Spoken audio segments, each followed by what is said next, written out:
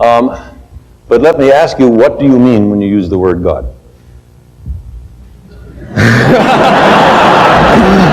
Well, I guess what my question, it's like, is there a purpose for, given all these demotions, why don't we just blow ourselves up? Why don't we? Yeah, what is our purpose? Let me turn the question around. If we do blow ourselves up, does that disprove the existence of God? No, I guess not. It'll be a little late to make the discovery, but still. Yeah. I guess what I'm asking is, since as we kind of make God almost go away in this, as he, through these demotions, and I don't mean he, because who knows what God is, but still saying it makes it sort of icky, doesn't it? Yeah, it's tough. We like it to be a he, don't we? Yeah. We've been trained to think of it as a he. It seems that through the ages, humans have created a mythological framework that has often involved some kind of higher spiritual powers. And as every human culture has done that. As that goes away, as we know more and more and it seems harder and harder to prove that anything might exist like that, where does that leave us? On our own.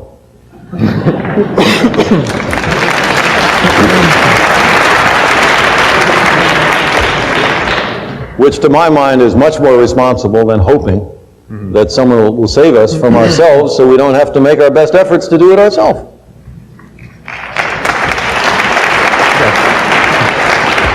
And if we're wrong, and there is someone who steps in and saves us, okay, that's all right. I'm for that, but we, hedged our bets. It's Pascal's bargain run backwards. I'll say another word. The word God covers an enormous range of different ideas, and you recognize that in the way you phrase the question. Running from an outsized, light-skinned male with a long white beard sitting in a throne in the sky and tallying the fall of every sparrow, for which there is no evidence. To my mind, if anybody has some, I sure would like to see it. To the kind of God that Einstein or Spinoza talked about, which is very close to the sum total of the laws of the universe. Now, it'd be crazy to deny that there are laws in the universe, and if that's what you want to call God, then of course God exists. And there are all sorts of other nuances. There is, for example, the deist God that many of the founding fathers of this country believed in, although it is a secret whose name may not be spoken in some circles, a roi fainéant, a do-nothing king, the God who creates the universe and then retires, and to whom praying to is sort of pointless. He's not here. He went somewhere else. He had other things to do. Now that's also a God. So when you say, do you believe in God? If I say yes or if I say no, you have learned absolutely nothing. I guess I'm asking you to define yours if you have one. But why would we use a word so ambiguous that means so many different things? It gives you freedom to define it as you choose. It gives you freedom to seem to agree with someone else with whom you do not agree. It covers over differences. It makes for social lubrication. But it is not an aid to truth, in my view. And therefore, I think we need much sharper language when we ask these questions. Do you believe in God? Me? Creator?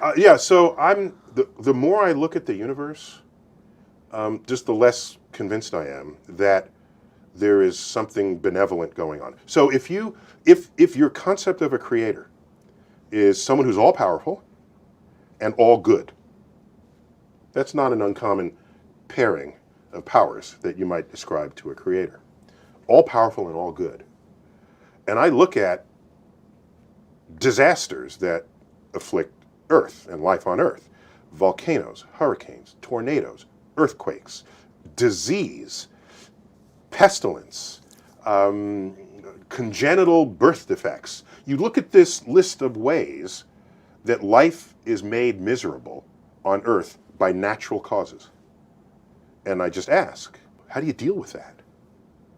So philosophers rose up and said, if there is a God, God is either not all-powerful or not all good. I have no problems if, as we probe the origins of things, we bump up into the bearded man. If that shows up, we're good to go. Okay? Not a problem.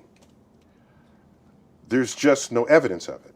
And this is why religions are called faiths, collectively.